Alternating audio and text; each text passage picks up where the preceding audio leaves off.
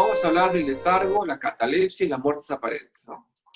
Dice la pregunta 422, los letárgicos y los catalépticos por lo general ven y escuchan lo que sucede alrededor suyo, pero no pueden manifestarlo. ¿Ven y escuchan con los ojos y los oídos del cuerpo? Pregunta Kardec. No dicen los espíritus superiores, sino con el espíritu. El espíritu se reconoce, pero no puede comunicarse. Porque es un estado de inmovilidad del cuerpo. El cuerpo es un estado como de dormido, como coma, pero el espíritu está vivo.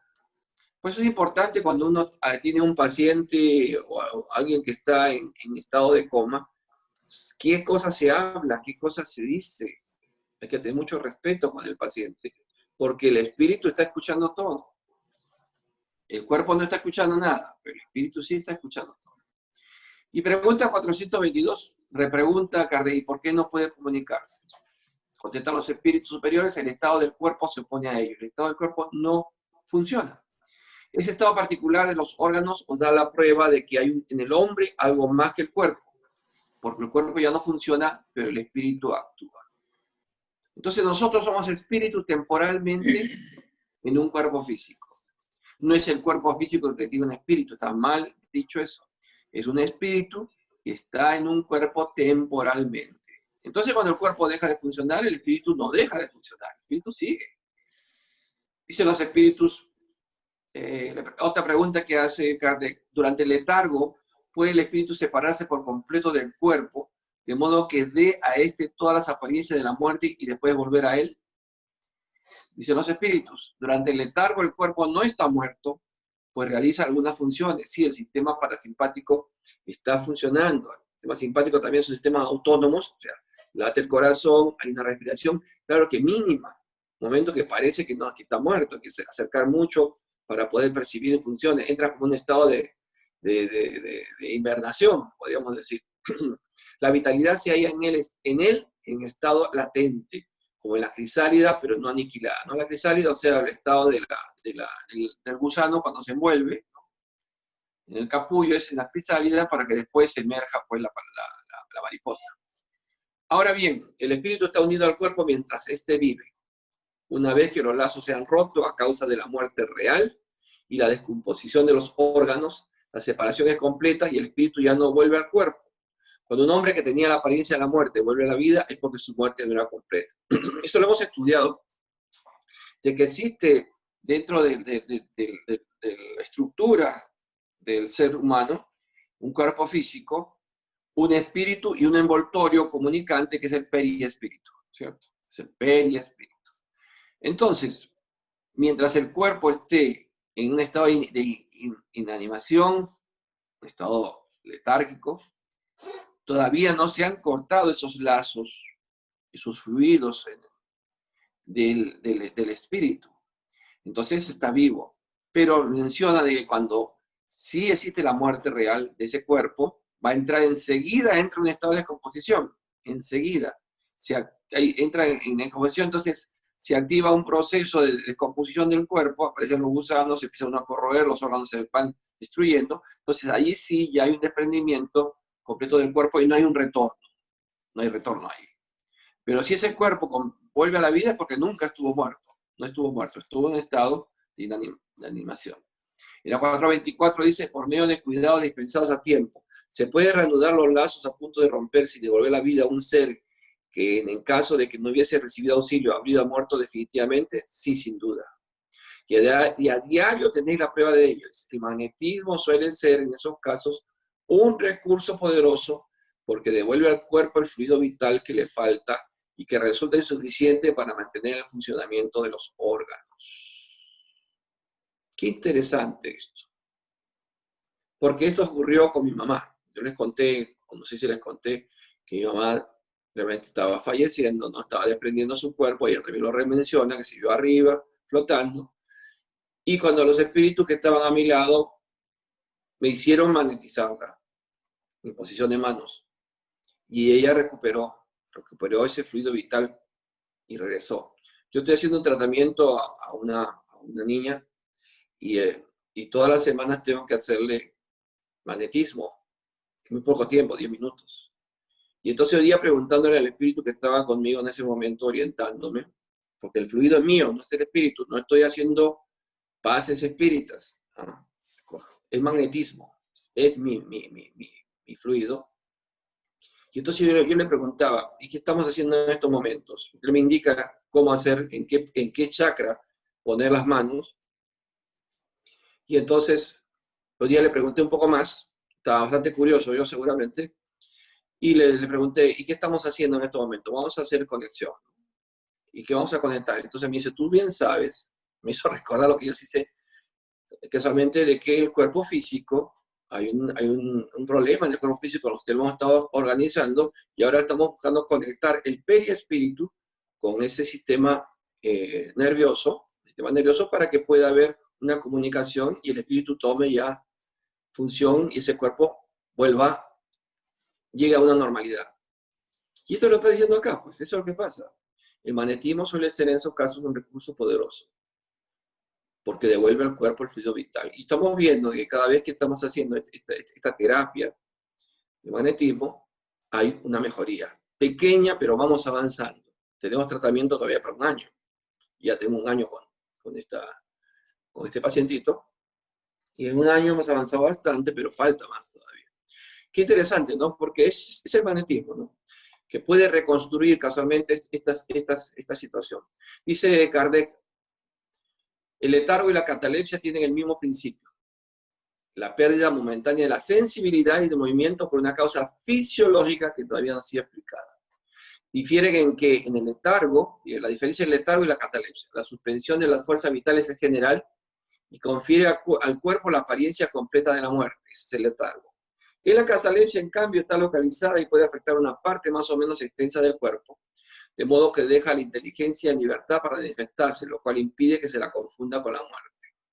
El letargo siempre es natural, la catalepsia a veces es espontánea, pero también puede ser provocada y suprimida artificialmente por medio de la acción magnética, lo que vendría a ser el hipnotismo.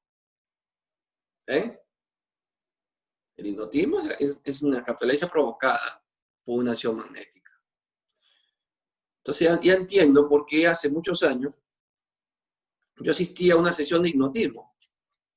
Y un hipnotizador estaba en la sala, una sala no tan grande, pequeña, éramos como unos 20, 25 personas.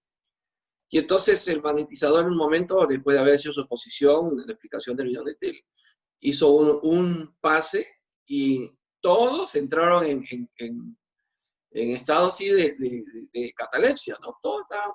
Y yo no, yo lo veía, yo lo seguía mirando, yo estaba sentado no adelante, en medio, y yo lo seguía mirando. Y él se movía y decía cosas y yo lo seguía mirando. Y entonces se dio cuenta que yo no estaba dormido, no me pudo hipnotizar, porque el gitano no puede leer la mano a otro gitano, ¿no es cierto?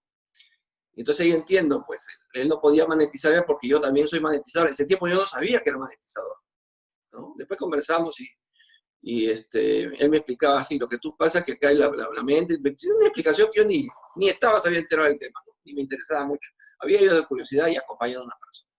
Pero esa es la acción magnética es el magnetismo. Eso también funciona mucho en los casos, especialmente de estos conferencistas que hacen imposición de mano y se duermen. Esa es una explicación, tiene una explicación natural. O sea, primeramente hay que creer que existe magnetismo, ¿no? Y eso ya está demostrado, hasta las células están unidas por magnetismo. Entonces, el conferencista, el predicador, el hipnotizador, hace una imposición de mano, su magnetismo hace que nuestro chakra que está girando en un sentido se detiene. Entonces uno pierde conciencia. Eso es lo que se cae, ¿no? Igual hace el hipnotizador, te bloquea. Entonces tú te empiezas a dormir en estado de sueño y pierdes tu voluntad y te hace hacer lo que quieres contigo, ¿no? Vamos al otro. Sonambulismo, otro. Hasta ahí está claro lo que es letargo y lo que es catalepsia. ¿Sí? Tienen acá preguntas, doctor. Hay preguntas. Ya, le preguntan, ¿qué es el magnetismo? Es la fuerza hay dos fuerzas en el universo. El magnetismo y la electricidad. En el universo, no dicho en la planeta Tierra, en el universo, son las fuerzas que cohesionan todo. Todo. Nosotros somos fruto del magnetismo. sino cómo podríamos unir las células. O sea, entremos al universo microscópico. Y una vez que todo es perfecto y todo hay una unión, los planetas no se acercan unos a otros, sistemas, todo es magnetismo. Ahora, habemos, si me pongo entre los habemos, personas, nosotros los espíritas sabemos que es mediunidad, es una mediunidad, una de las facultades mediúnicas, que tienen esta capacidad de poder dar magnetismo, magnetizar.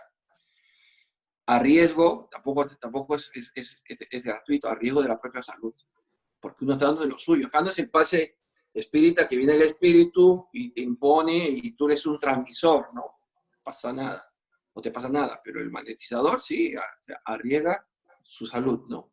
Entonces, ese es el magnetismo. O sea, todo es magnetismo. Y tú sigues los aparatos electrónicos, se mueve por el magnetismo. Es una energía, es una fuerza. Magnetismo y electricidad. ¿Ya?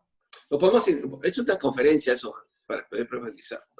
No quiero terminar. Podría ser un motivo de conferencia hablar sobre el magnetismo y la electricidad. Okay. Y el espiritismo.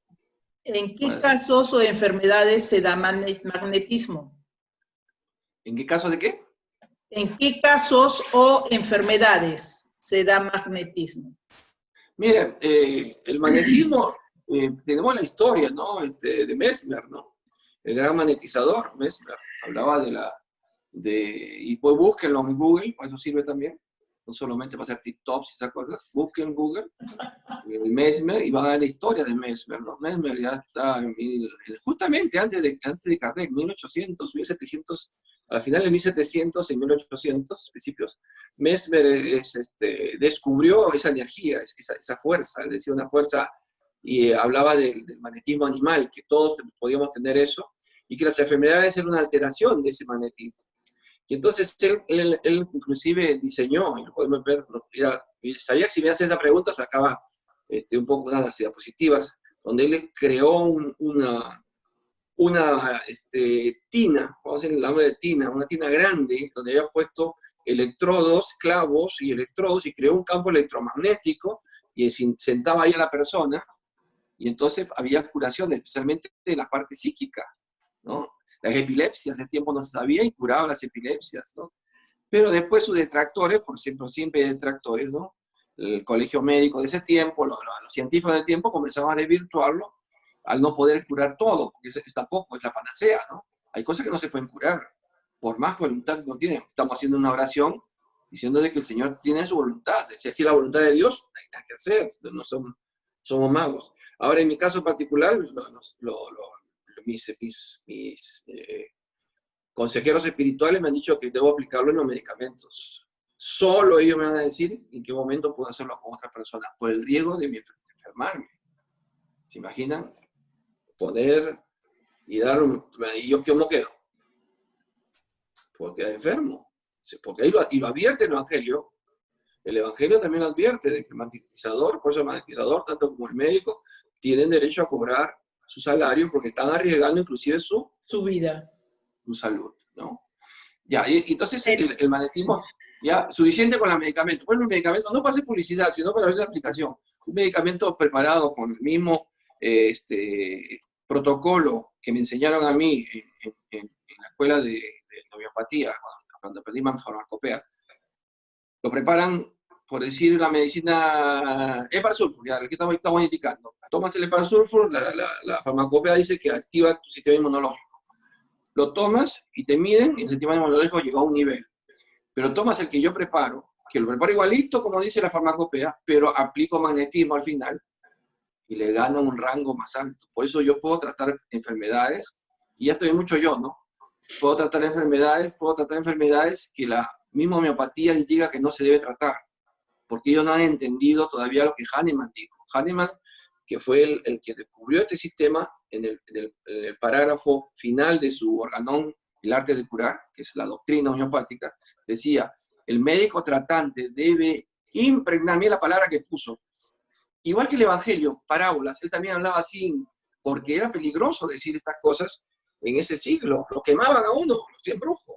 Entonces dijo, debe impregnar el deseo de curar en los medicamentos. Por ese tiempo el médico homeópata preparaba sus medicamentos, no lo preparaba el químico, lo preparaba el mismo médico homeópata le da sustituciones y listo. Entonces, él puso allí sus detractores dijeron de que estaba viejito, estaba delirando, lo hizo más o menos a los 90 años, entonces fue la última corrección que hizo al organón del arte de curar, el organón de la medicina, el arte de curar, que es un librazo así, con toda su doctrina. Y qué interesante, porque Hahnemann después, en el Evangelio, según el espiritismo, aparece Hahnemann ya como espíritu, haciendo uno de los capítulos del Evangelio. O sea que era un espíritu elevado, ¿no? Moralmente elevado. Y entonces, el arte, impregnar, es magnetizar. Yo lo interpreto así, y así me han dicho, seguramente, en algún momento en el mundo espiritual, que es el impregnar, el deseo de curar, es magnetizar los medicamentos. Bueno, ya me estoy yendo por un lado. La última pregunta. ¿El magnetismo que usted habla tiene relación con los magnetos que te colocan en el cuerpo o es algo completamente diferente? Distinto, es otro magnetismo. El magnetismo que funciona en algunos casos, no te puedo decir. En algunos casos funciona interesante porque también trabaja en los campos energéticos, ¿no? De hecho, un imán puede trabajar. Pero hay cosas de que es más profundo, que es la parte espiritual. Entonces el magnetismo animal, como decía Mesmer, ¿no? Es el indicado para poder ir modificando.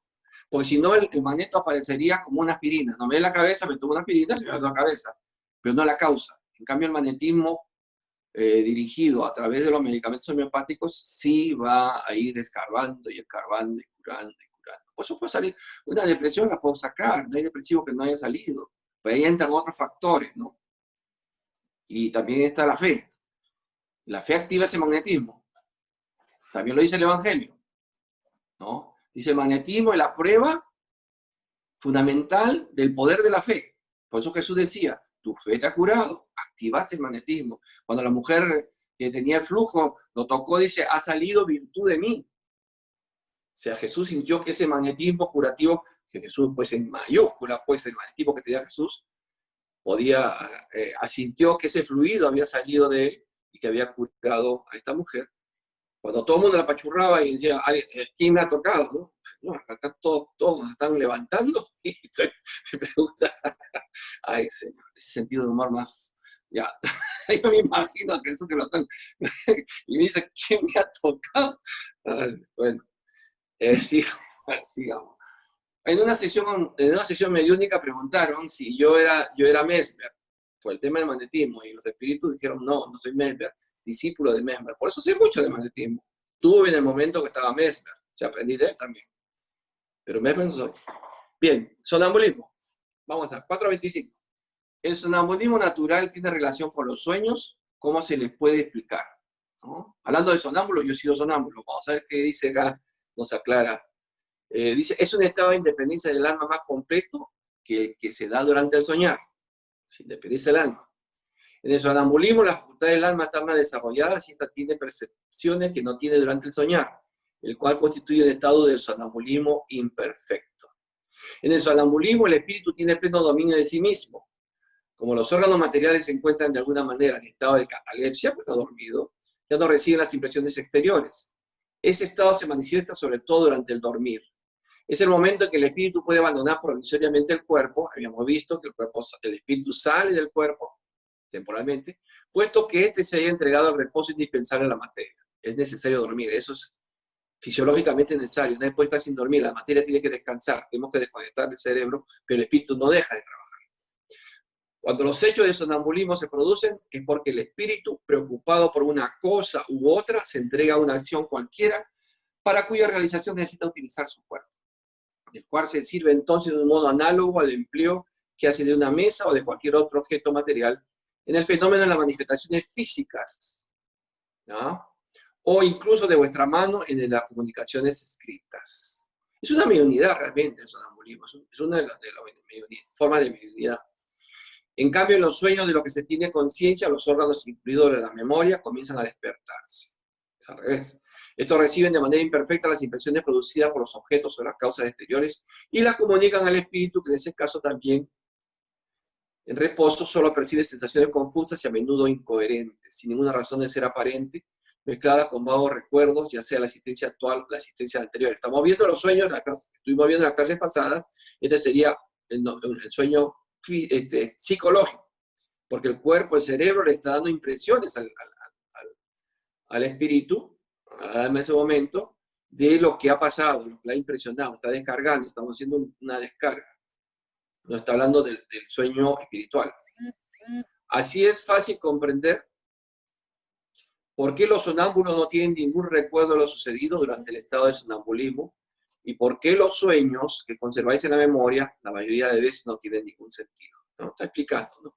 Porque yo, cuando yo de sonámbulo les puedo decir lo que pasaba. No sabía por qué aparecía en tal sitio, ni por qué hice, ni que subí, ni bajé, cómo rezaba mi cama. Tenía 8, 9 años, tenía más, 7, 8, 9 años. Y entonces mi papá se preocupaba mucho, dice, se va a caer, se va a golpear, porque salía de mi cama, bajaba al segundo piso, al primer piso, ¿qué cosa haría? Regresaba, subía, rezaba a mi cama. Sonámbulo, yo no me acordaba de nada. ¿Y cómo solucionó mi papá ese tema? Muy inteligente, como había un pasillo, ahí mojaba. Papá, saliendo de mi cuarto, echaba agua todas las noches. Un charquito de agua ahí. Y entonces yo, al salir como sonámbulo, pisaba el agua y me despertaba y dice, hoy, y me rezaba a mi cama. Solución inteligente, ¿no? Salía aburrido de estar vigilándome a qué hora me levantaba.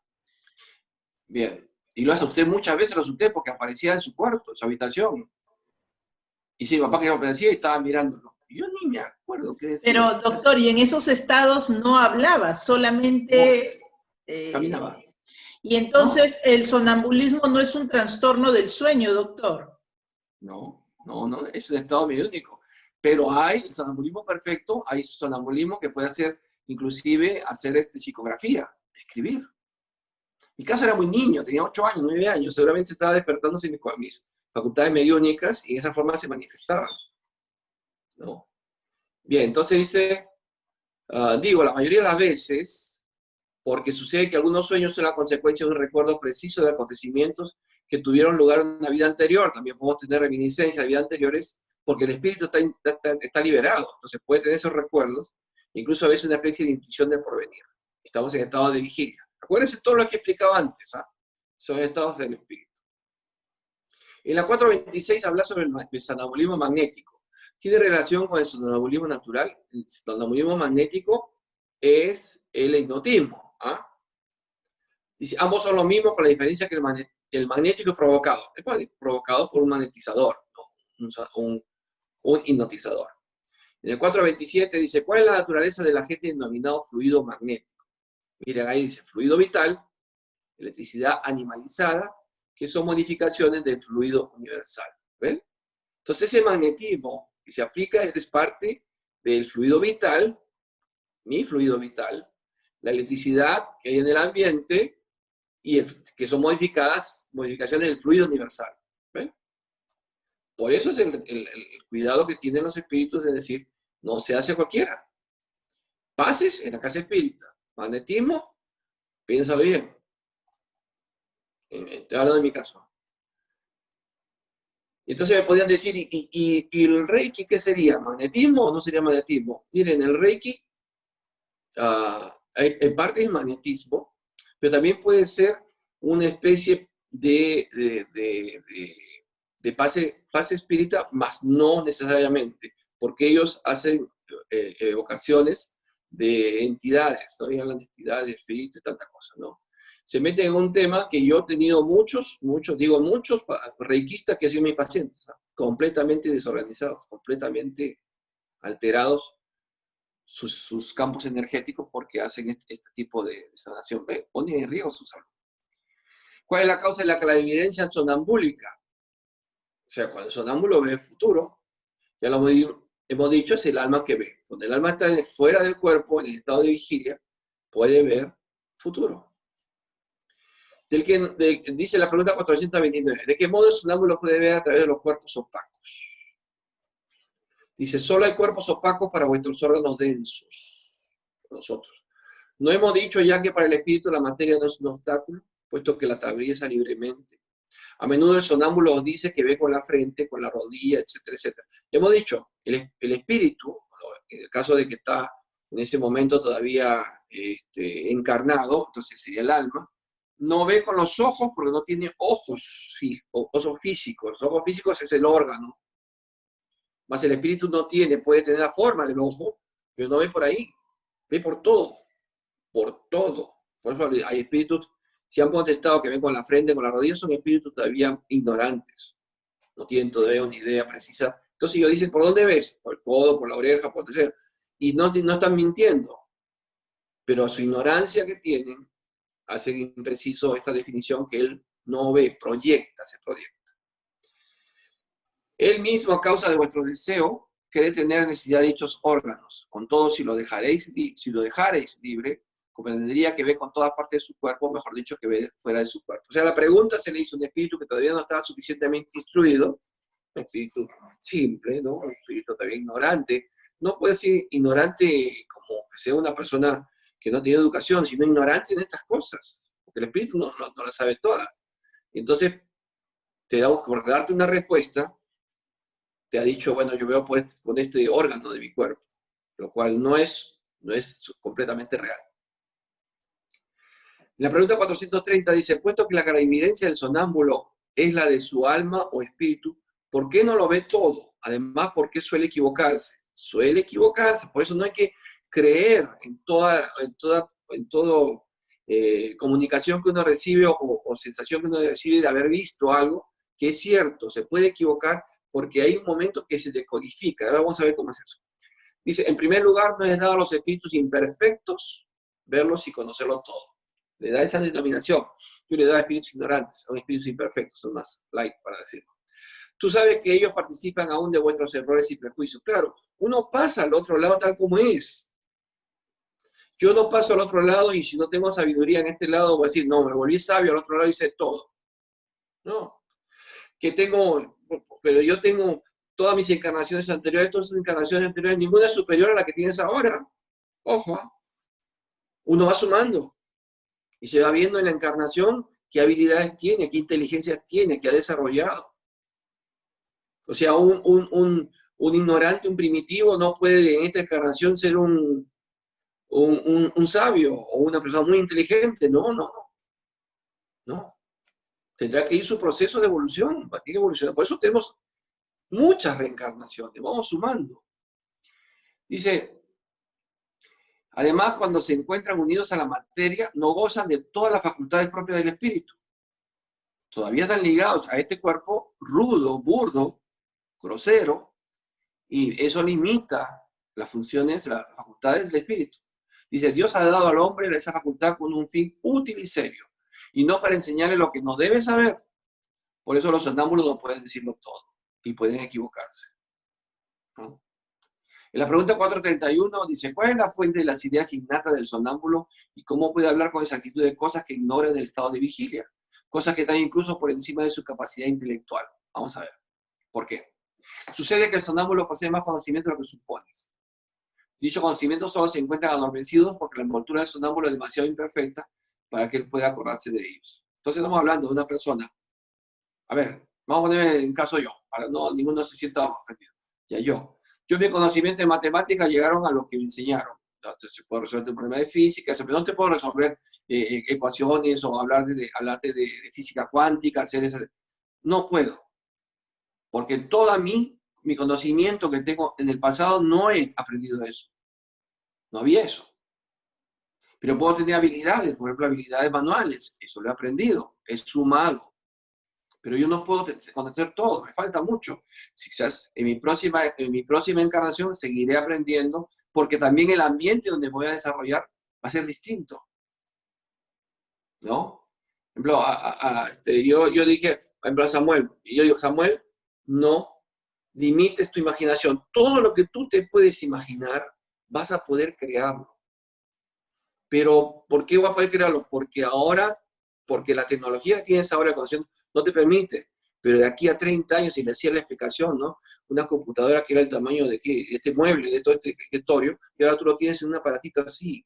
Fíjate, en 40 años nada más. ¿Te imaginas, Samuel, entre 40 años todo? Y entonces no hay que limitarlo. Yo siempre cuando era chico decía, no hay límite. Yo miraba las estrellas y dije, algún día saldremos de acá. Saldremos de acá. Y decían, no, es Julio Verne. No, Julio Verne era un visionario. Porque entonces podríamos decir que el libro de los espíritus es Julio Verne.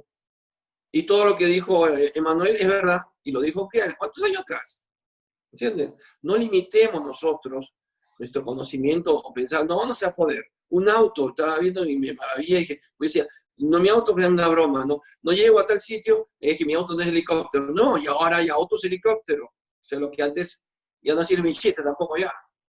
Hay autos helicópteros, $600,000 les cuesta, bueno, hay que ahorrar, la FP no me alcanza para comprarme uno, pero ya hay lo que antes se imaginaba que no. ¿Entienden? Entonces, estos conocimientos que estamos recibiendo ahora es porque ahora tenemos que recibirlos. No se recibieron antes, no teníamos ese interés, pero ahora sí, porque simplemente la ciencia está corroborando lo que los espíritus dicen, porque no mienten. Bien, seguimos. No sé por qué tengo que decir tanto esto, mi estimado me está haciendo... Dice, en definitiva, ¿qué es un sonámbulo? Es un espíritu como nosotros, encarnado en la materia para cumplir su misión, y el estado en que entra lo despierta de ese letargo. Te hemos dicho muy a menudo que nosotros volvemos a vivir muchas vidas, muchas existencias en una sola vida. Ese cambio es el que hace que el espíritu pierda materialmente lo que aprendió en una existencia precedente. Al entrar en el estado que tú llamas crisis, él se acuerda, pero no siempre de manera completa. Sabe, pero no podía decir de dónde procede aquello que sabe ni cómo llegó a poseer esos conocimientos. Pasada la crisis, los recuerdos se borran y él vuelve a entrar en la oscuridad. Estamos diciendo casualmente cuando el espíritu se puede acordar, ¿no? Puede acordarse de ese pasado, como puede ver parte de un futuro. Kardec analiza, Kardec dice, la experiencia muestra que los sonámbulos también reciben comunicaciones de otros espíritus que le transmiten lo que deben decir y suplen su insuficiencia. Eso se observa especialmente en las prescripciones médicas. El espíritu del sonámbulo ve el mal y otro espíritu le indica el remedio. Esa doble acción a veces es patente y se revela además a través de algunas expresiones que los sonámbulos usan con mucha frecuencia. Me dicen que diga, me prohíban que diga. ¿Cuántas veces lo he dicho eso? Me prohíben que diga, me dicen que diga. Tal cosa. En este último caso siempre es peligroso insistir para obtener una revelación denegada, porque entonces se da motivo a los espíritus frívolos que hablan de todo sin escrúpulos y sin preocuparse por la verdad. O sea, cuando a veces me piden a mí que dé una información y yo no la puedo dar, pues no me han dicho nada. Y si insisto, vendrá algún espíritu de estos atrasados, ignorantes, frívolos, te ponen ellos, que me dirá una comunicación que no es verdad. Cualquier cosa te pueden decir para que tú caigas en esos errores, ¿no? Y quedes mal. Cuando ellos dicen, no debes saberlo, no insistir. Cuando dicen, esto sí debes saberlo, gracias. En la 432 dice, ¿cómo se explica la visión a distancia en algunos sonámbulos? Mira, la visión a distancia no quiere decir ver muy lejos, sino, dice, ¿acaso el alma no se traslada durante el dormir? Lo mismo sucede en el sonambulismo. El alma se traslada. Lo que pasa es que el cuerpo responde al requerimiento del espíritu. El mayor, dice la 433, el mayor o menor desarrollo de la clarividencia sonambúlica depende de la organización física o de la naturaleza del espíritu encarnado. A ver, ¿de qué depende esto? Depende de ambas, dices. Hay disposiciones físicas que le permiten al espíritu desprenderse de la materia con mayor o menor facilidad. ¿Cómo es eso? La 434 dice, las facultades de que goza el sonámbulo son las mismas que la del espíritu después de la muerte, hasta cierto punto, porque hay que tener en cuenta la influencia de la materia a la que sigue unido. Ya, ¿en qué se basa eso?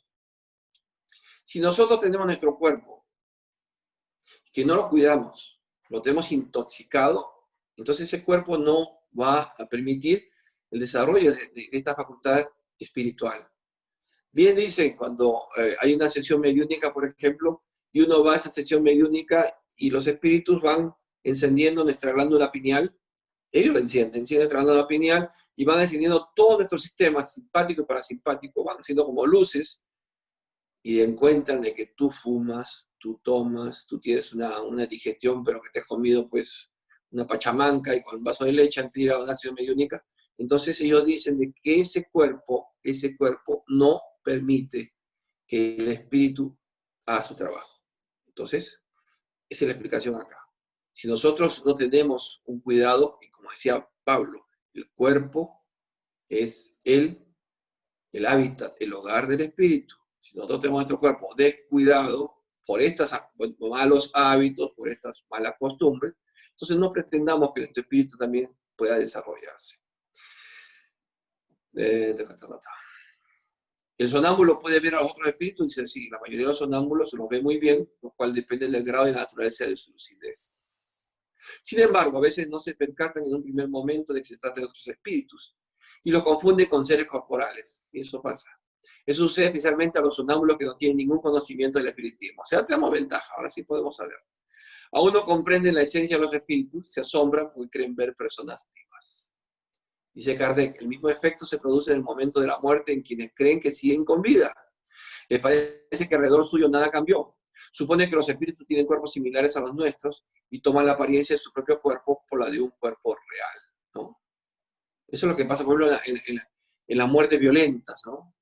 Accidentes. El cuerpo sale, el alma, que en ese momento al desprenderse violentamente ya es el espíritu.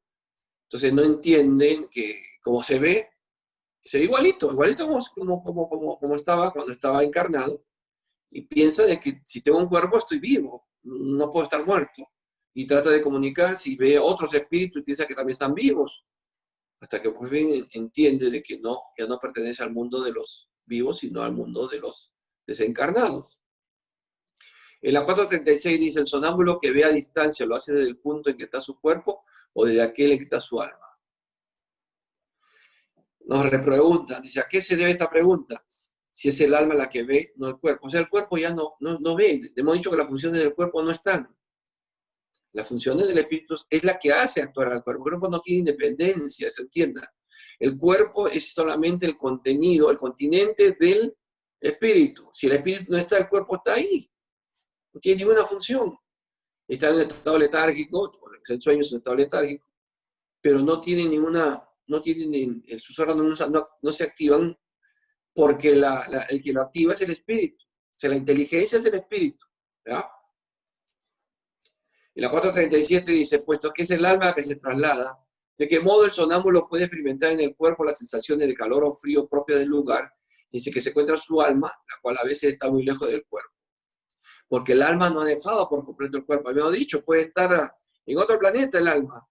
Pero es el que dicen los budistas, dicen que existe ese cordón de plata, que es un fluido, ¿no? Está ligado, entonces por eso. Las sensaciones puede sentirlas el cuerpo, no está desligado. Ese lazo es el conductor de las sensaciones. Cuando dos personas se comunican de una ciudad a otra mediante la electricidad, esta constituye el lazo que no es su pensamiento. La electricidad, el microondas, las ondas electromagnéticas, ese sería el lazo. Entonces estamos unidos por ese lazo. El cuerpo está unido a ese espíritu porque no se ha desligado, solo se desliga cuando se muere el cuerpo. Allí sí se fue. Pero mientras esté ligado va a tener esas sensaciones. Por eso se comunica como si estuvieran una al lado de otra, en el caso de las comunicaciones.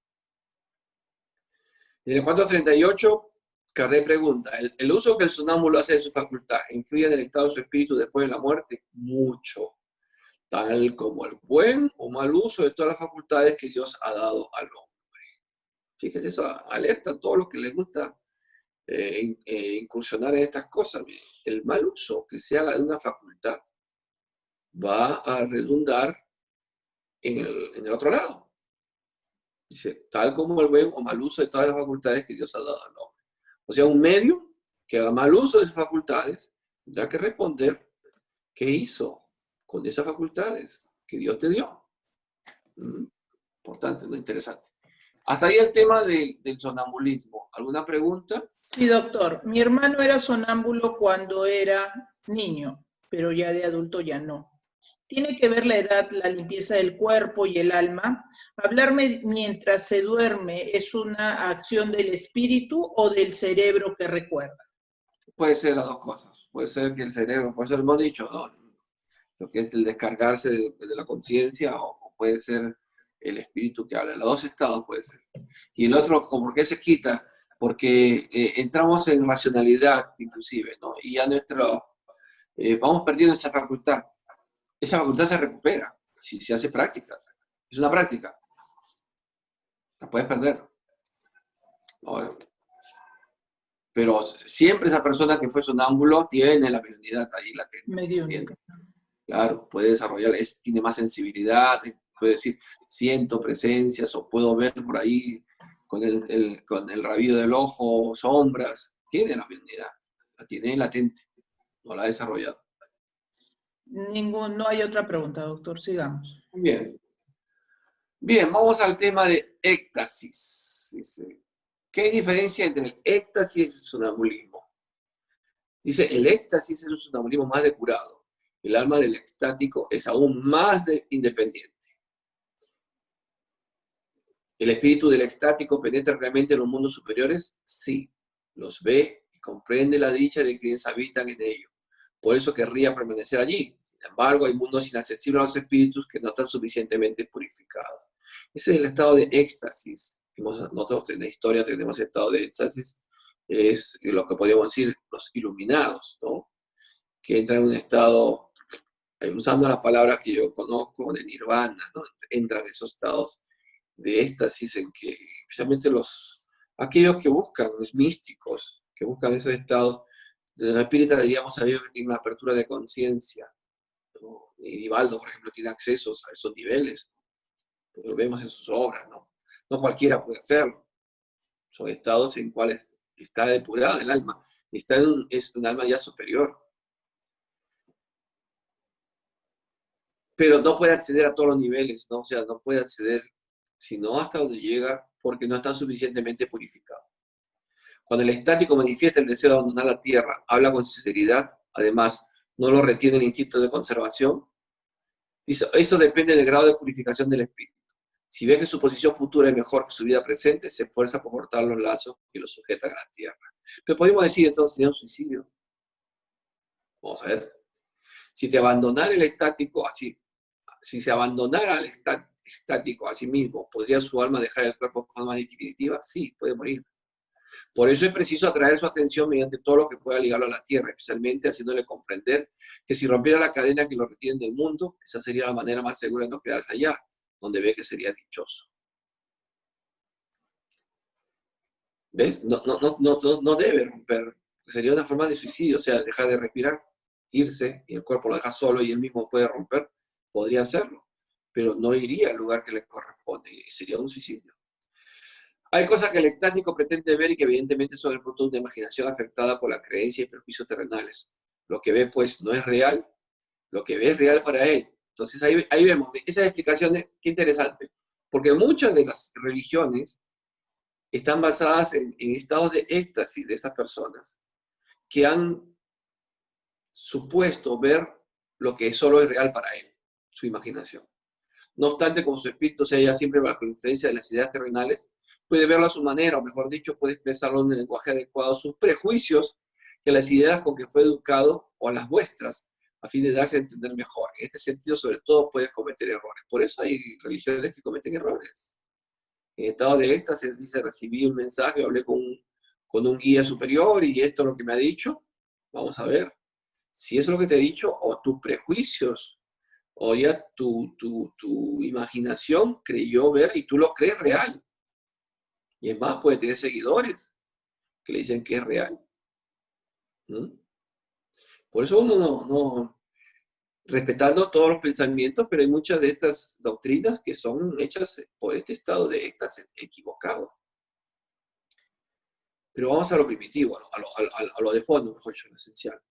Si esa persona con su doctrina pregona o predica con su ejemplo, yo puedo predicar mucho y no ser yo el que lo haga, con su ejemplo, la perfección, un buen ser humano, una buena persona, una persona de bien, siga creyendo. Lo importante es eso, que el fruto de ese árbol sea bueno. Pero si esa doctrina, ese pensamiento permite cosas de que yo voy a atentar contra mi hermano, contra mi prójimo, es equivocado, completamente equivocado, deséchenlo completamente. No es verdad, eso ha sido consecuencia de ese estado de éxtasis en que su imaginación lo ha atribuido a sus prejuicios, ¿no? Entonces, si vemos que hay religiones que justifican matar al prójimo, ese no es Dios. ha sido en esos estados en que sus prejuicios han prevalecido y han puesto como algo que ha sido dictado por Dios, y no ha sido dictado por Dios, es él mismo, o espíritus fascinadores que le han metido esa idea. Y hay muchas de estos pensamientos, especialmente estos últimos que hablan de cientificismo y Osho y todas estas cosas. Pues uno tiene que analizarlo, ¿no? Y lo interesante es que la doctrina espírita permite ser racional. Pues ustedes pongan frente al tamiz, que el tamiz es un colador, ¿ya? El tamiz de la verdad, de la razón.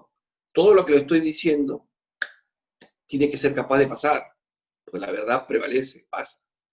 Pero ustedes pongan al tamiz de la razón muchas ideas de religiones, de doctrinas, de filosofías, van a ver que no tiene razón, no tiene lógica, ¿no? Bien. ¿Qué consecuencias pueden extraerse de los fenómenos del sonambulismo y del éxtasis? ¿No sería una especie de iniciación en la vida futura? Es mejor dicho, dice, la vida pasada y la vida futura lo que el hombre entrevé, pasado y futuro, que estudie esos fenómenos y encontrará en ellos la solución de más de un misterio que su razón trata en vano de velar.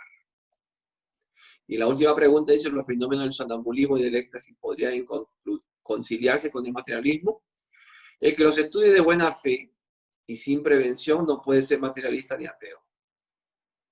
Sí. Fíjese, a mí me encantan mucho estas series de Viaje a las Estrellas, Voyager 1, Voyager 2, no sé cuánto. Y ahorita estoy viendo el Voyager, no sé, que tiene más de 7 temporadas. Y hoy día el tema era de Nilix, que es un taxaliano. Ya me acuerdo mucho de esto, me encanta. Debe ser que mi espíritu quiere ir a esos mundos. Y entonces tuvo un accidente, una pequeña nave que fue a sacar una materia, promateria, no sé, de una nebulosa. Los que escriben son tres autores, los autores de estos, se documentan mucho, aunque son cosas que sí existen, ¿no? Y entonces al querer sacar un poco de esa antimateria para poder utilizarla, esa materia, ese plasma, para utilizarlo en sus motores, muere uno. Cae una descarga y muere, Nilix muere. Lo llevan a la nave, estaba muerto, el médico, que es un holograma, fíjate, el holograma dice, no, está muerto.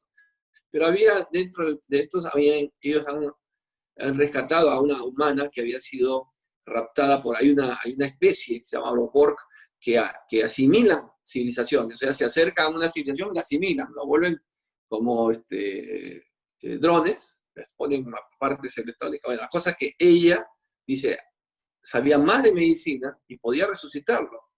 Y entonces le pone unos nano,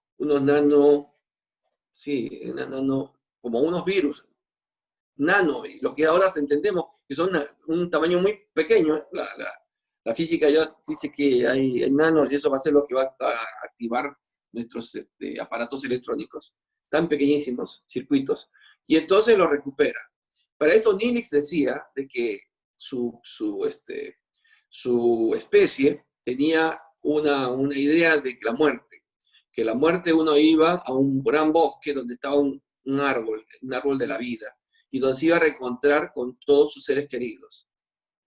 Pero cuando él regresa después de 18 horas de haber estado muerto, completamente, inclusive entrado en estado de necrosis, y esta técnica que aplicó esta humana asimilada, Borg asimilada, él entró en un conflicto, fíjese, entró en un conflicto porque no vio nada.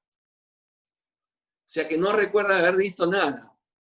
Y eso le entró en una crisis de fe, porque él basaba su existencia en que cuando él partiese, su cuerpo muriese, su espíritu iría a reunirse con sus seres queridos. Pero al haber pasado esta existencia de 18 horas sin haber visto nada, tambaleó su fe y dijo, bueno, no existe nada, entonces no existe, esto es nada. Nos disgregamos y en nada. Y entró en un conflicto de fe, inclusive quiso suicidarse porque dice, no tiene sentido seguir vivo, no debieron de resucitarme, no debieron de revivirme. Y ahí donde se nota que son materialistas los que escriben esto, porque yo considero que en el año 5000, el hecho de vivir, el hecho de aceptar de que existe un mundo corporal y un mundo espiritual va a ser lo más natural del mundo, ¿entiendes? pero el que lo ha escrito es un materialista. Eso quiero decir, él no puede todavía poner en esa parte de que existe un mundo. No le hubiera costado nada poner allí que se encontró y regresar con ese mensaje, porque estos programas son hechos casualmente para que el materialismo prevalezca, ¿no? Te pone en duda también a ti, pues, bueno, si en el año 5000 todavía no sabían que existía el espíritu, ¿qué pasa, no? ¿Qué estamos haciendo acá? Miren cómo son los mensajes subliminales para que pueda prevalecer el ateísmo, ¿no? Todo es tecnología y todo es materialismo. Miren qué interesante lo que pude apreciar. Bien, preguntas hasta ahí. Ninguna, doctor. Ah, sí. El ayahuasca supuestamente es una forma de encontrarse con su interior y la espiritualidad. ¿Es posible que este tipo de éxtasis tiene algún efecto negativo a nivel espiritual? Ya, el ayahuasca es un activador, ¿no? Activa la glándula pineal, nada más. O sea, hay una explicación. Todo lo esotérico quitamos, ¿ya? Todo lo mágico quitamos, ¿ya? El ayahuasca es un estimulante, es una droga estimulante que produce una reacción química y mi glándula pituitaria, mi glándula pineal, se activa. Entonces veo un mundo espiritual. O sea, en modo físico, activo, lo que los medios entienden. Entonces, por eso puede ver un mundo espiritual. Pero el problema está, ¿a qué mundo espiritual accedes? Hemos dicho que uno puede acceder al nivel como uno está. Yo no puedo ir a las regiones umbralinas si mi conducta es inferior. Si estoy en prácticas malas. Entonces me fumo el ayahuasca y voy a ir a esos niveles inferiores donde va a tener un terror tremendo porque voy a ver esa espiritualidad que existe a ese nivel. Por eso hay muchas personas con ayahuasca que han venido, yo tengo pacientes que han tenido ayahuasca, un trastorno, unas pesadillas. No, lo que pasa es que tú has entrado al nivel que si ahora desencarnaras, entrarías a ese mundo espiritual. Por eso es el peligro de la ayahuasca, ¿no? Todos salen felices y contentos, ¿no? Esa droga hace abrir, dice, puertas, no, lo que hace es que te activa.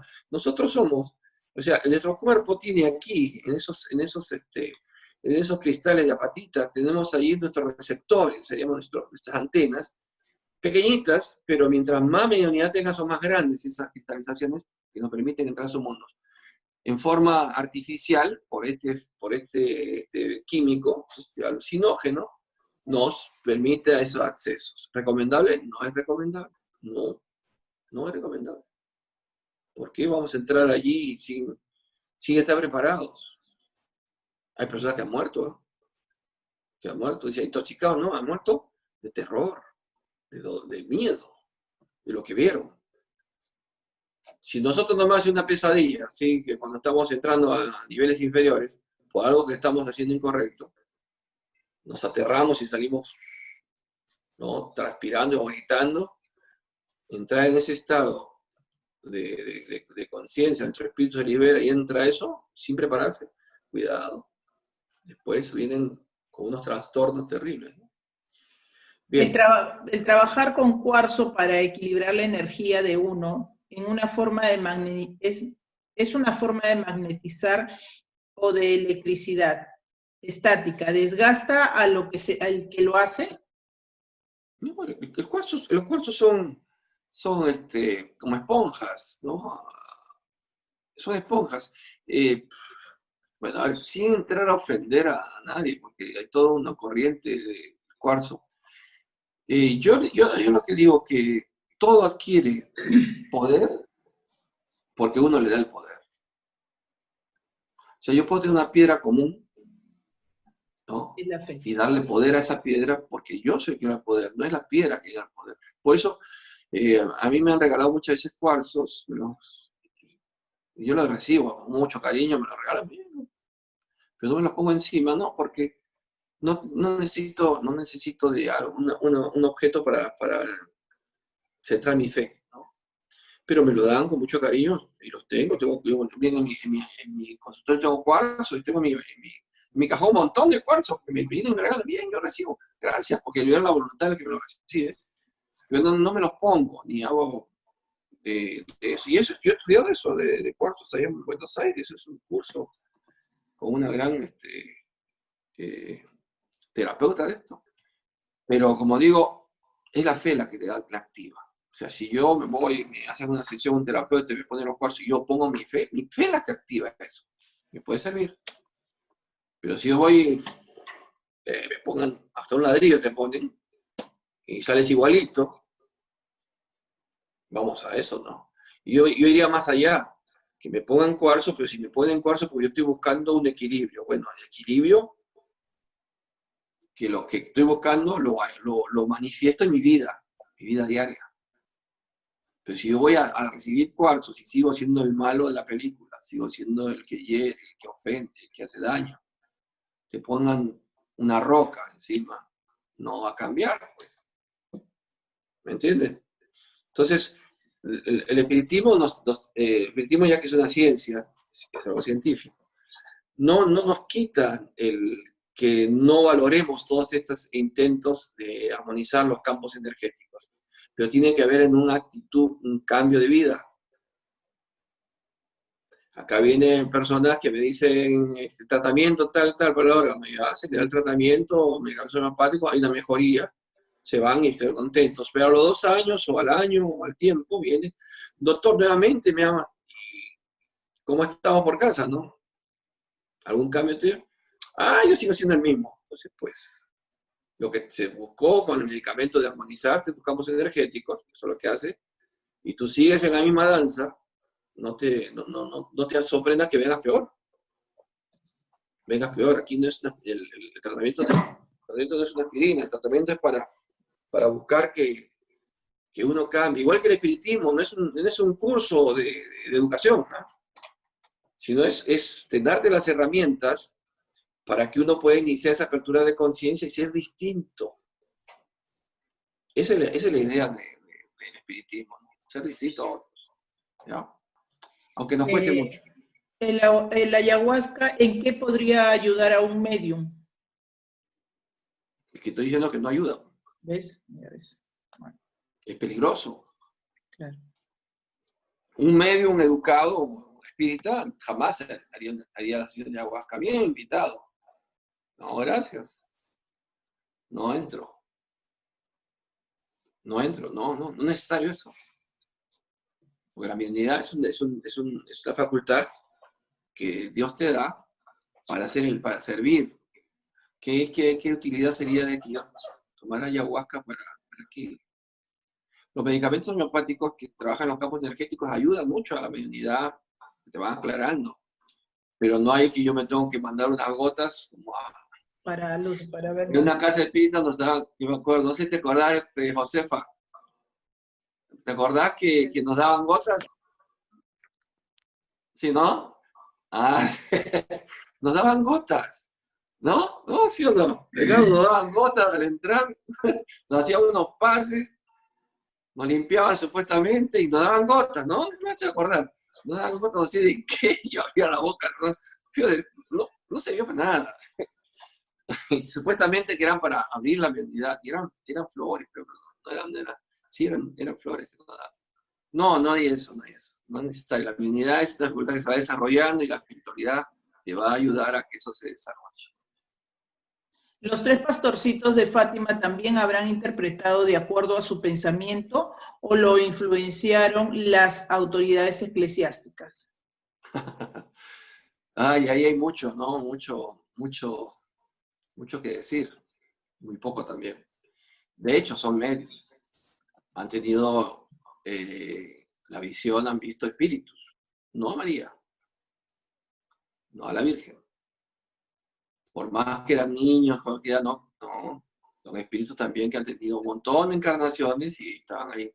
Y un espíritu vestido de mujer, que tenía la forma de mujer, les hizo ciertas revelaciones, las cuales la iglesia manipuló a lo que quiso, ¿no? A lo que quiso, a su conveniencia. Pero ahí está. Bien.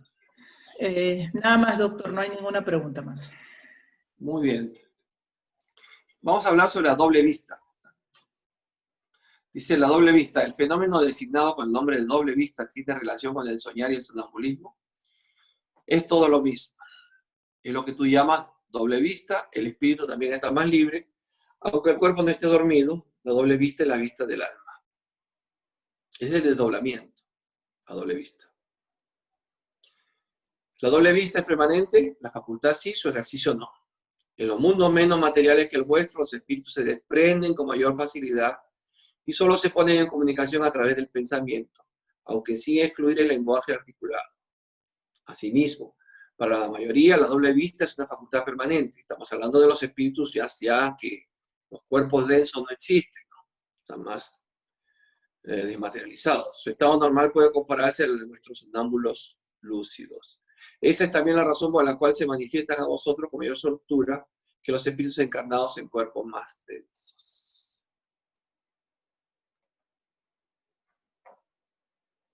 Y dice, la doble vista se desarrolla de modo espontáneo mediante la voluntad de quien está dotado de ella. En la mayoría de los casos es espontánea, pero la voluntad también suele desempeñar en ella un papel importante. Toma como ejemplo a esas personas a las cuales se llama decidora de la buenaventura, algunas de las cuales están dotadas de esa facultad, y verás que acceden a la doble vista, así como a lo que tú denominas visión auxiliada por la voluntad, ¿no? Aquellos que ven tu futuro, es doble vista. ¿La doble vista es susceptible de desarrollarse mediante el ejercicio? Sí. El trabajo siempre está en progreso, y el velo que cubre las cosas se disipa. Entonces tienes que practicar esa facultad, ¿no? Ahora, ¿para qué? ¿Para lucrar? No puede ser para lucrar. Esa facultad depende de la organización física, por cierto, otra vez, ¿no? Esa facultad, la organización desempeña un papel. Hay organizaciones que son resistentes a ella, ¿no? Es importante el cuerpo. ¿A qué se debe que la doble vista parezca ser hereditaria en algunas familias? ¿No? Dice, todos son videntes, todos son. Pero dice similitud de organización, que se transmite como las demás cualidades físicas. Además, desarrolla la facultad mediante una especie de educación que también se transmite de uno a otro. Entonces dice, la abuela le enseñó, ¿no? Y mi abuela, por ejemplo, una extraordinaria, evidente, mi abuela, parte de padre, que es la que conocí. Mi abuela de parte de madre, no me acuerdo, me conoció, pero yo no. Mi abuela de parte de padre, estupendamente vidente. Ella veía muchísimo. Es cierto que en determinadas circunstancias desarrollan la doble vista, una enfermedad, la proximidad de un peligro, una gran conmoción puede desarrollarla. Un accidente también puede desarrollarlas. A veces el cuerpo se encuentra en un estado particular que permite al espíritu ver lo que vosotros no podéis ver con los ojos. Dice Kardec, las épocas de crisis y calamidades, las grandes emociones. En pocas palabras, todas las causas que sobreexcitan lo moral provocan a veces el desarrollo de la vista, de la doble vista. Es como si la providencia, cuando estamos en presencia del peligro, nos brindara el medio para conjurarlo. Todas las sectas y partidos que han sido perseguidos ofrecen numerosos ejemplos de ellos. La doble vista de lo que va a pasar. Premoniciones. Dice, las personas dotadas de doble vista tienen siempre conciencia de su facultad, no siempre. Pues puede ser que lo tengan, no lo saben que lo tienen. Para ellas es algo completamente natural y muchos creen que si todos se observaran a sí mismos, verían que son como ellas. No piensan que todos pueden tener esa facultad. ¿Sí?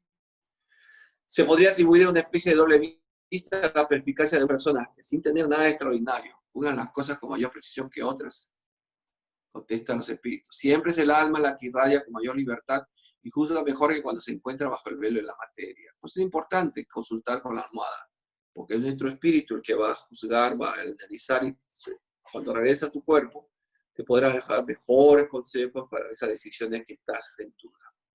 Esa facultad puede en determinados casos conferir la presencia de las cosas. Sí, también confiere los presentimientos, pues en dicha facultad hay muchos grados. Un mismo sujeto podrá tener todos los grados o solo algunos. Pues la persona que dice, yo me llevo por mi presentimiento, no está equivocada. Eso es una facultad. Dentro de la mismidad es una facultad. Y entramos al resumen, eso lo dejamos, ¿no? Es larguísimo, el resumen teórico. Lo dejamos para la próxima para completarlo, porque la hora que nos está ganando. ¿No hay preguntas? Sí, doctor. ¿Qué hacer al desdoblarse? ¿Cómo? ¿Qué hacer? Depende de uno, depende del nivel de la persona. ¿Qué hacer con el doblamiento? El desdoblamiento puede permitirte ir a lugares que no, por voluntad. Por ejemplo, un ejercicio que uno debe hacer, especialmente no en el sueño de la noche, que es donde está más cansado el cuerpo, sino en la siesta, ¿no? De decir, vamos a salir del cuerpo, algo, se echa, se pone en una posición cómoda, yo lo hago sentado, un poco inclinado, y si me formo porque he almorzado, ¿no? Si me echo, la digestión va a ser muy lenta. Y estoy en esa posición, levanto un poco los pies, tengo mi sillón ahí para eso, y digo, me voy, ¿no? Apago la televisión, si está en la televisión, en radio, lo que sea, me voy, me pongo cómodo, dejo a mi cuerpo tranquilo, me voy, y me voy, ¿eh? Nada de que 1, 2, 3, me voy y me voy. Pero trato de programar de que esos minutos, esa hora o esa media hora que voy a estar fuera del cuerpo, ¿qué hacer? ¿No? Entonces, eso depende del nivel de cada uno, de la voluntad de cada uno. Ayudar a otros, puede ser con una oración. Yo oro, hasta cuando salgo ahí, oro, porque voy a salir al mundo espiritual. En el mundo espiritual, intento al menos hacer lo mejor posible cuando estoy encarnado, ¿no? Hacer mi evangelio, hacer el bien, tratar de modificar mis pensamientos, tomarme todavía todas las carencias que tengo. Todos tenemos todavía defectos que trabajan. Entonces pido salir y salgo, ¿no? Y en ese momento que estoy saliendo, veo eso que estoy, y entro al mundo espiritual. Y hasta ahí me acuerdo que ya estoy, y si algún espíritu amigo está cerca, lo veo rostros sonrientes, me preocupo cuando veo rostros serios, ha sido cuando me han reprendido cosas que no he hecho correctas o he incurrido en cosas que no debía hacer o decir. Entonces a veces veo caras un poco serias, ¿no? No enojados, pero sí serios, sí. Y entonces uno va, ese es un ejercicio todos los días. Entonces no hay insomnio que exista, porque por más que te tomes lo que tomes, vas a salir en cualquier posición, pero siempre buscando una posición cómoda, porque vamos a dejar al cuerpo pobrecito que descanse. Entonces, eso es a dónde vamos depende de cada uno. ¿Qué hacemos? Depende de cada uno. Claro que el espíritu tiene su libertad de hacer, pero si tú estás teniendo una forma de vida lo más ordenada posible, tu espíritu está bien, pues está a un nivel bueno, porque es el espíritu que le maneja, no es el cuerpo que le maneja. No, esto lo hago como así, decía, ¿no? Que ese director de esa casa espírita allá en Colombia que tomaba su cerveza, decía, no, la cerveza es para el cuerpo, el espíritu es el espíritu. Equivocado completamente, ¿no? ¿Quién hace que tomemos? Es el espíritu. El cuerpo simplemente es nuestro mecanismo para movilizarnos, para transportarnos, pero el espíritu es el que domina. Por eso es la excusa o el refrán que dice, la carne es débil. No, el espíritu es débil, domina tu espíritu. ¿Ya? ¿Cuál es la finalidad de un desdoblamiento? Como digo, es parte de una de las facultades del espíritu. Todos nos desdoblamos, todos salimos. Ese es el salir del cuerpo, es el desdoblamiento. Entonces es una facultad. Que algunos no la tomen en cuenta, no se acuerden, no quiere decir que no puedan con el ejercicio, porque hemos visto que todo es trabajo, todo es ejercicio. Perfeccionarnos en la habilidad, perfeccionarnos en esto es ejercicio. Pero con la advertencia de que uno puede encontrarse con espíritus de nivel inferior por culpa de uno. Yo pregunto a la espiritualidad hoy día, ¿cuántos espíritus protectores tenemos? 4. Así me dijeron, 4. ¿Y por qué tantos? Porque enemigos encarnados y muchos más desencarnados tienes. ¿Usted cree que los enemigos desencarnados no están que me buscan darme por donde puedan darme para que no haga estas clases? Están bien molestos. Entonces, necesitan, y la espiritualidad por algo ponen 4. Bien, estoy bien acompañado. Pero me lo van a decir, pero si tú flaqueas, te vas a quedar sin ninguno. Entonces, no, pues. Mire, Chico Xavier, siendo Chico Xavier, Emmanuel le advierte, cuando ya estaba en el último año de su existencia, que le dijo a Chico Xavier, le dijo a Emmanuel, bien que lo hemos hecho, ¿eh? O sea, qué buena vida hemos llevado, una vida de trabajo, de entrega, de amor, era así, chicos, sabía. Y Manuel le dice, un momentito, no, cuidado que la última milla, no te descuides la última milla. Si le dijo a esa chica, nosotros tienen que decir, pues, cuidado con tu kilometraje, ¿no? Que no te arrastren. Porque son muy sutiles los espíritus ignorantes. Ignorantes no que sean brutos, ¿ah? Ignorantes en la parte moral, imperfectos. Son muy astutos, pueden buscarte dónde flaqueas y ahí ir metiendo. Por eso si alguno de nosotros, me incluyo, de repente me sale un desabrupto, ¿no? Una lisurota, un pensamiento negativo, aguantarlo y decir perdón, pedí perdón mentalmente, perdón a Dios, me dejé llevar y buscar la calma. Porque en ese momento sintonizaste con estas entidades que están ahí como gatos, o a la paloma que siempre vas acá, y murió una paloma casi. Están agazapados para poder atraparte. Y si tú le dejas eso, por ejemplo, si tú le entras el miedo, que es muy común, acá vienen con muchas crisis de pánico, personas, más que ahora en esta situación del COVID, ¿no? Miedos. Y entonces uno le da, y si me enfermo, ese es mi pensamiento.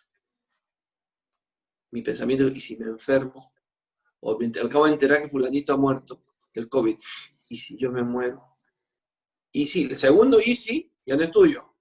Le diste cabida. Yo me entero de que alguien murió, y digo, que sea tu voluntad, Señor. Ya no está en este mundo. Hay que orar. Es otra forma de ver. No es que no te vas a solidarizar, vamos a orar por esa persona, por lo que él partió, por lo que queda. Pero si yo digo, y si yo me muero, pate. Uno, sí, te vas a morir. Mira la otra, mira que el que se acercó, mira, ten cuidado, el alcohol y te llenan. ¿Quién tuvo la culpa? Uno. Si no, no pueden entrar.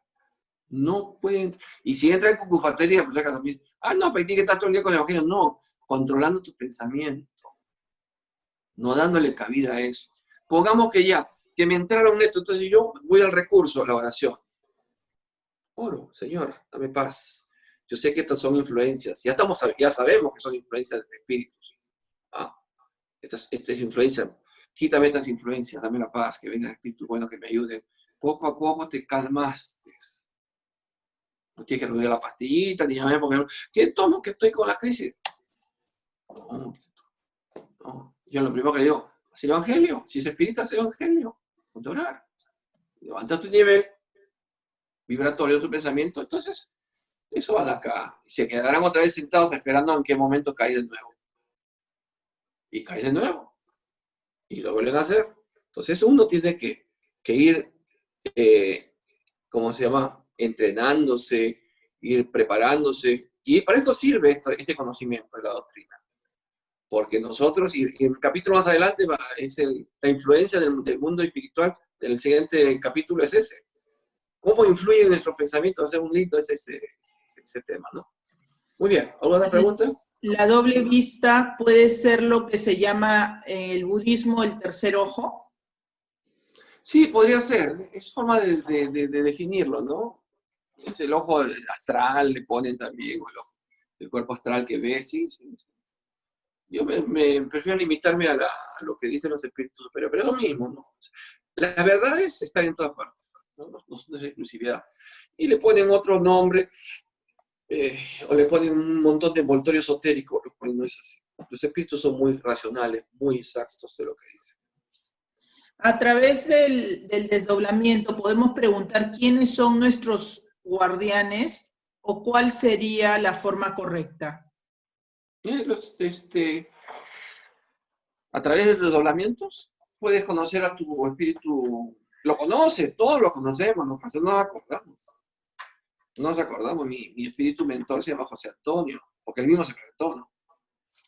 Dijo, yo soy José Antonio. Bueno, yo le dije de Chabuca Grande. No. Y es un compañero de toda esta encarnación y de encarnaciones anteriores, o sea, son muy ya conocidos, ¿no? Podemos conocerlo, sí. Ahora, el nombre tampoco es importante para... Yo le pongo el nombre José Antonio porque mi hijo se llama José Antonio, un mensaje escrito José Antonio, tu mentor. Pero, sí lo conocemos. ¿Podemos pedir conocerlo? Es relativo. ¿Para qué? Cuando a mí me preguntan mi mentor, ¿cómo se llama? Me preguntan el espíritu, ¿cómo te llamas? No es importante. Pero sí puedo saber si es hombre o mujer, sí, sí puedo saber, porque eso sí se puede saber, porque la lectura por ahí, ¿no? Pero muy interesante cuando viene una persona a conversar conmigo y lo acompaña su espíritu mentor, ¿no? Y la forma como hablan, uno identifica, son muy cariñosos, son muy preocupados, especialmente cuando la persona viene muy perturbada. Entonces vemos que Jesús en su infinito amor nos pone estos a sus compañeros de viaje, como dicen ellos, soy tu compañero de viaje. Porque para ellos este es un viaje que estamos haciendo nosotros. Es un viaje de exploración, de aprendizaje, de prueba, de dolor, de alegrías. Para cuando retornemos a la patria real, a la vida real que es el mundo espiritual, y lo reconozcamos allí, vamos a decirle muchas gracias. O se entristecen cuando vemos que nosotros no aprovechamos todo lo que nos dieron y desperdiciamos esta encarnación. Ellos se ponen tristes. Ellos se ponen tristes. Dios no se pone triste. ¿No? Dios se pone triste. No, ellos sí se ponen tristes porque ellos están a un nivel que todavía sienten, tienen esos sentimientos, esta ligazón. Y cómo se alegran, cómo se ríen de ocurrencias, ¿no? De uno. Y celebran cuando uno logra vencer una tentación. Celebran, te apoyan. Y cuando uno va al mundo espiritual, ahí te felicitan. Te dicen, sigue, vamos adelante. Tú puedes. ¿Dónde están nuestros Muy bien. guías espirituales en el momento del desdoblamiento? ¿Con nosotros o cómo funciona su labor? A tu lado, si tienes el merecimiento, si tú te desdoblas y tu movemos, y acá hay trillado. Si tu conducta es incorrecta, tu mentor no puede estar al lado tuyo, tú lo has corrido, tú lo has alejado. Pero si tú lo llamas, va a venir enseguida. Cuando ve una actitud de arrepentimiento, de cambio, le dices, por ejemplo, esta noche, ¿no? A uno de nosotros que estamos allí, como ocurrido conmigo, en su momento, ya hace tiempo, cuando pedí perdón de todas las cosas que había hecho y pedí una oportunidad, y entonces se aproximó mi espíritu mentor. Porque yo ya tenía una decisión y pedí ayuda para que me acompañara. Pero si yo vuelvo a caer en prácticas de años atrás, ¿no? Entonces él lamentablemente dice con mucha pena tengo que alejarme, porque estás tan contaminado, estás tan acompañado de espíritus atrasados que también le afecta a él. Es como dice este espíritu, me dijo, es como respirar humo, no me pidas eso, sal tú de allí para que yo pueda acompañarte. Entonces, va a estar a nuestro lado siempre y cuando nosotros hagamos lo que Él nos aconseja. Nos aconseja, no nos manda. La decisión es de uno. No, el espíritu tal me obligó a hacer esta cosa. Un ratito, eso sería ya un caso de obsesión entre que está subyugado. Ya tu voluntad fue anulada y eso pasa, es un proceso. Eso no pasa enseguida. Tentaciones que todos nosotros conocemos cuáles pueden ser, ¿no?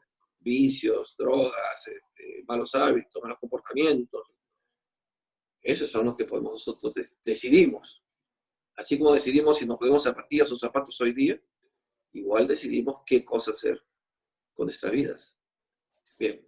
¿Es posible que nuestro pensamiento le haga daño a otras personas?